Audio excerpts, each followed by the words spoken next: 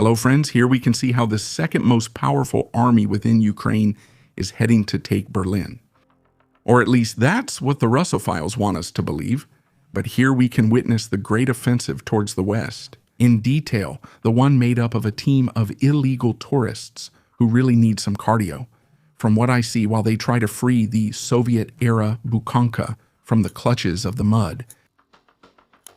This apparently will be the pinnacle of Z's strategic mobility for this year, 2026. At this rate, Berlin should start worrying in about 17 generations.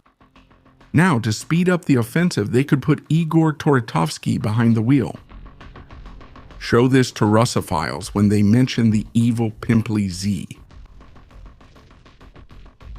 Meanwhile, in Ivan's rear, the activity of the Ukrainian Bulava loitering munitions is increasing.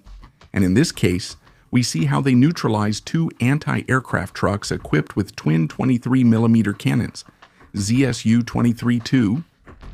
Both attacks were carried out more than 95 kilometers from the front line, which would not be possible without the work of the reconnaissance drones that fly deep into the rear of the horde. Since things are going so well, the horde is trying to convince university students to join the invasion as drone pilots. To motivate them, an ace pilot gives a demonstration of his incredible piloting skills. The demonstration is over. Just like the special military operation, it crashed and burned. Veladero, one of the sites. The aerial reconnaissance group is already here. The drones from the 3rd Assault Brigade demilitarized an entire assault group of the invaders using part of their swarm. When a group of drones was sweeping the battlefield to finish the cleanup, one of the operators spotted the only surviving illegal tourist, who was isolated, disoriented, and had no communication with his commanders. En lugar de neutralizar, The defenders tried to capture him. To do this, they gave him clear instructions through the loudspeaker, which the invader obeyed without resistance. Seeing that he was obeying but was on the verge of collapsing from exhaustion, one of the drones dropped him a chocolate bar to reward him, help him regain his strength, and give him a clear sign that he could surrender safely to save his life. This incident, captured on March 19th, 2026, adds to a growing series of orc surrenders to reconnaissance drones on the Kharkiv axis. Since the Russian troops recognize that it is useless to launch assaults against a force that constantly conducts reconnaissance of the entire battlefield. If the occupiers lay down their arms and follow instructions, they can save their lives, because the other option is simply to stand by and watch as the night closes in on them. During the early morning of March 19th, units of the Ukrainian Navy, Special Operations Forces, and Unmanned Systems Forces carried out a precision attack against several high-value military targets in the port of Sevastopol, using FP-2 strategic attack drones. The main target was the Granite Advanced Innovation, Production, and Maintenance Center, which belongs to the Russian state consortium Almaz-Antey. This center maintains and repairs advanced Russian air defense systems, essential for the Black Sea Fleet and Defense Network, and the Air Defense Network of Crimea, including the S-400 Triumph S-300 PM2, Favorite Buck M2, and M3 systems, as well as the Tor M2 along with their associated radars.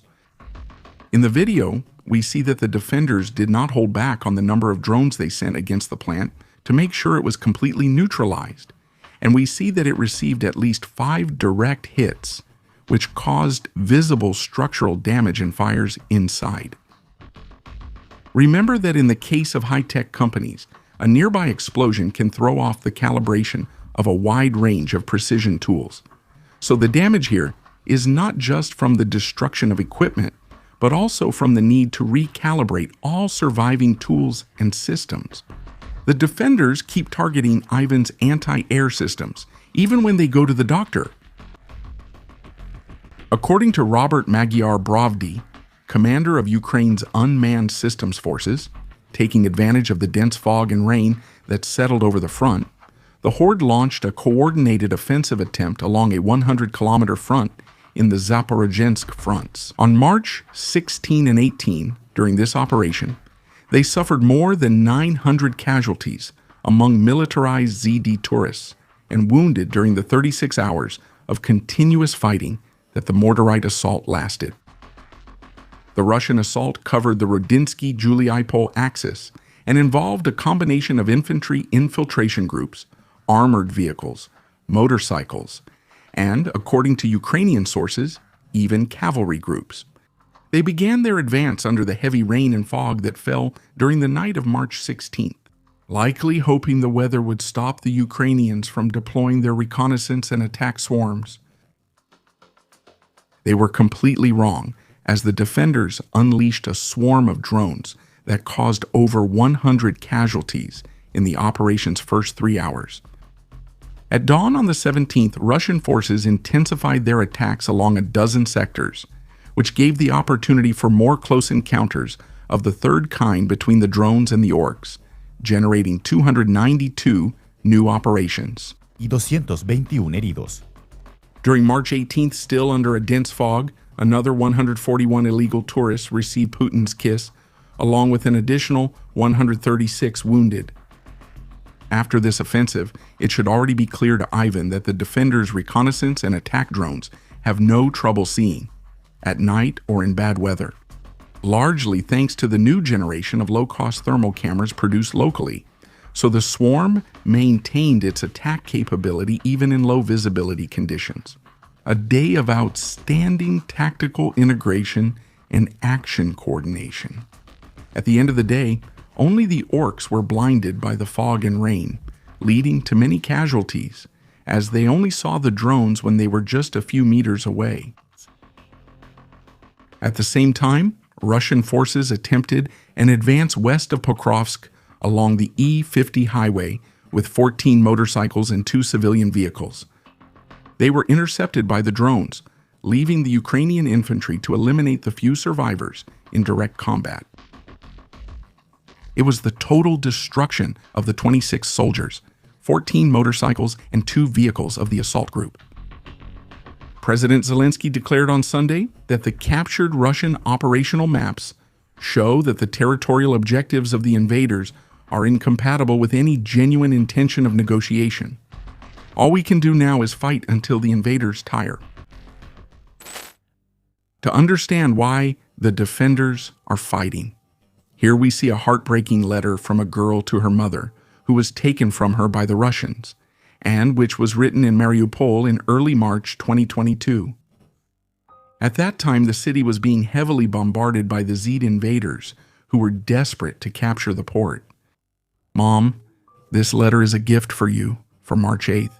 If you think you raised me in vain, you're wrong. Thank you for the best 9 years of my life. Thank you for my childhood. You're the best mom ever. I'll never forget you. I wish you much happiness in heaven. I hope you go to paradise. We will meet there. I will try to behave well so that I can also enter paradise. Kisses, Galia. Now let Putin's bastards go and tell the Ukrainians to surrender.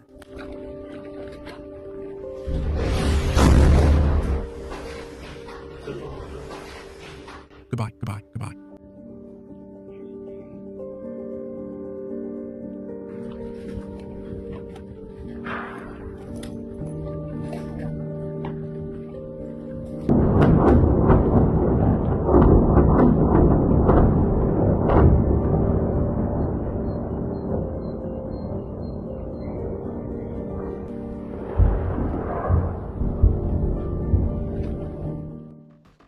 If you want to see additional content about the war in Ukraine, I invite you to visit our 2 new channels where we present information about the war in a different format.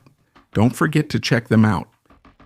Remember to visit our Patreon, where for just $1, you'll have access to a large number of uncensored videos and documentaries.